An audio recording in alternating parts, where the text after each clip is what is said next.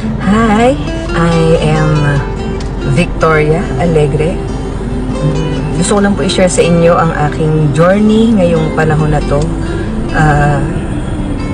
Ako po ay dumaranas ng depression. Depression na dating hindi ko pinaniniwalaan. Naalala ko kasi gumawa ako ng page ko sa Facebook, yung Blessed Victoria. Panahon yun ng pandemic kasi marami akong naririnig na mayroon daw mga depression, anxiety, dahil sa pinagdadaanan. So ako po hindi po ako naniniwala kasi sabi ko pag meron kang Lord sa puso mo, pag meron kang faith, kaya-kaya mong malagpasan yan, sa isip lang yan. So ganun po yung thinking ko nun. Hanggang sa every time na magla-live ako o kaya magpo-post po ako, may mga nagtatanong sa akin kung paano rin makaka-cope sa depression. So hindi ko po masagot. Sabi ko lang mag-pray, ganyan. Pero ngayon po, pina-experience sa akin ng Lord. Naka-experience ako ng hindi matulog, iyak ako ng iyak, sobrang emotional, may niti ng ulo, naglalagas yung buhok ko, kung ano nung masakit sa katawan ko.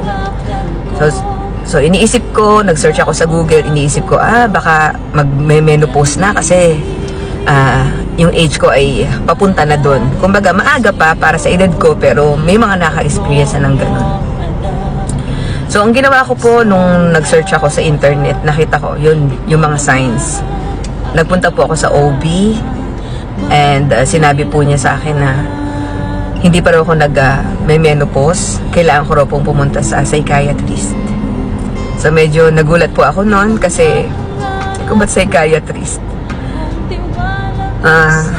Ako po ay sanay sa mga problema.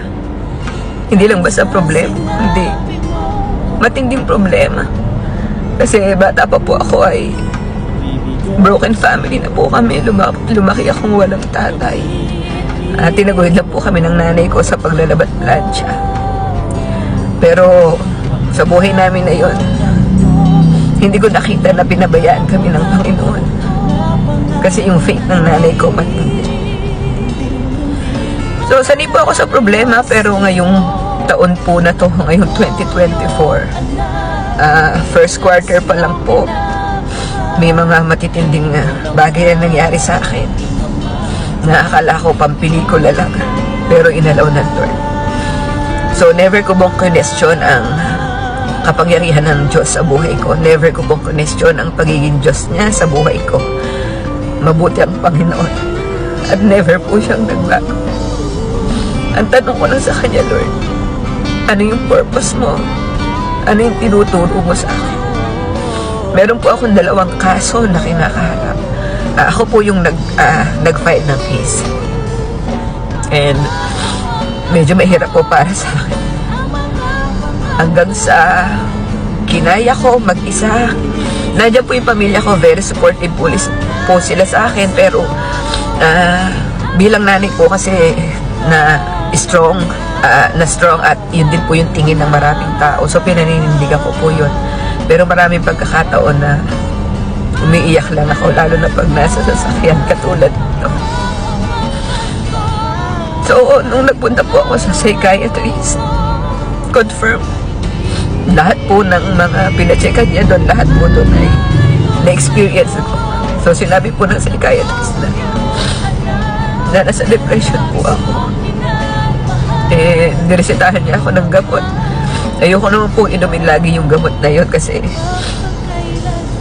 talagang bangag Kaya gumagawa po ako ng ibang way para makatulog po ako. So, dumating yung time na parang hindi ko nakilala yung sarili ko. Nasabi ko, Lord, pwede bang ma-shift na to kaagad? Pwede bang ibalik mo na yung dating ako? Kasi hindi ako sanay. Nalulungkot ako kasi may mga nadadamay na tao sa paligid ko. Pero ang sabi sa akin ng Lord na hindi kita alisin sa sitwasyon na yan agad-agad.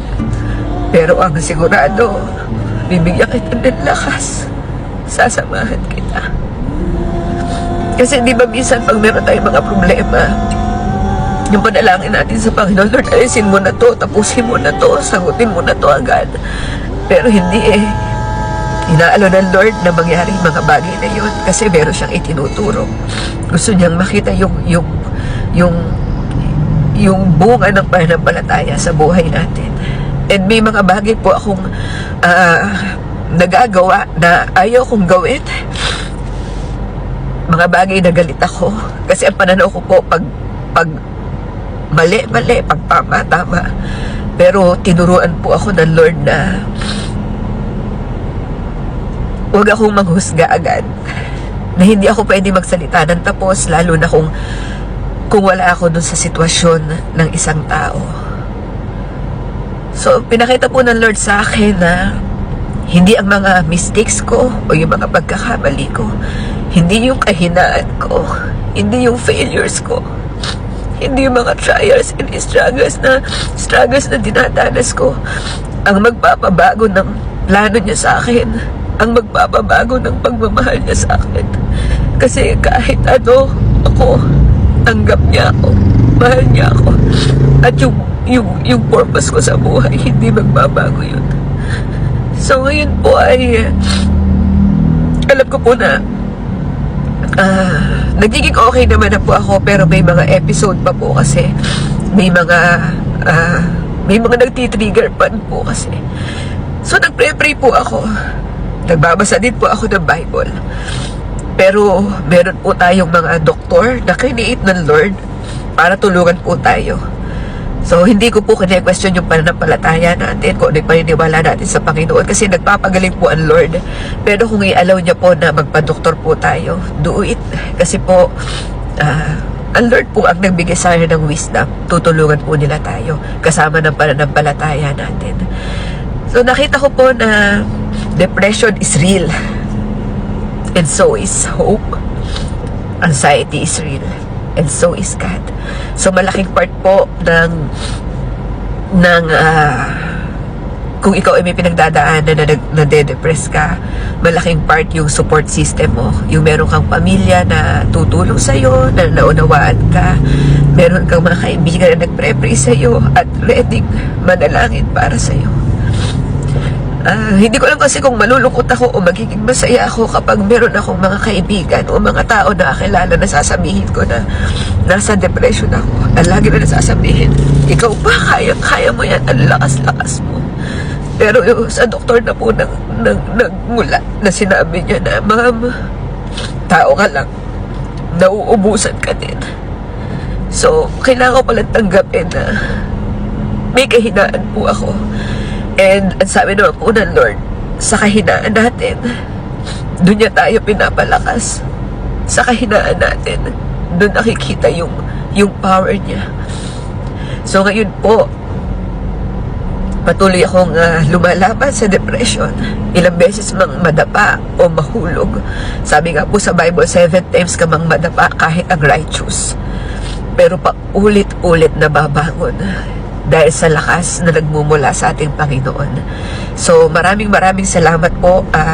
Tuloy-tuloy po ang aking journey, and next time po sasabihin ko po sa inyo kung ano po yung update.